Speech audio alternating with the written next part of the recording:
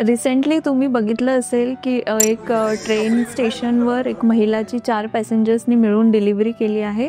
So त्यानंतर खूप लोकांचे प्रश्न असतात की मॅडम प्रेग्नन्सीमध्ये आम्ही ट्रॅव्हल केलं पाहिजे का?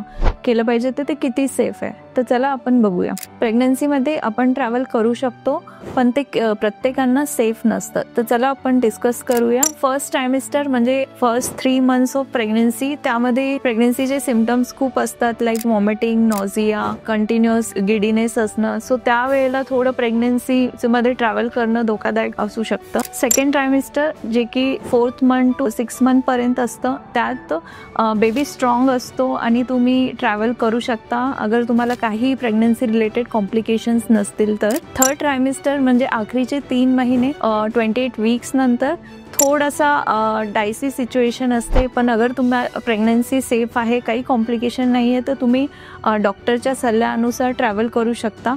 पण अगर तुम्हाला हाय BP, high blood sugar levels या प्लासेंटा प्रिविया असे काही ऑब्स्टेटिक कॉम्प्लिकेशन असतील तर तुम्ही ट्रॅव्हल करणं अवॉइड केलं पाहिजे. प्रेग्नन्सीमध्ये ट्रॅव्हल करणं हे सेफ आहे, पण त्याआधी आपण डॉक्टर्सची कन्सल्ट करून डॉक्टरच्या ॲडवाईसवरच ट्रॅव्हल केलं पाहिजे.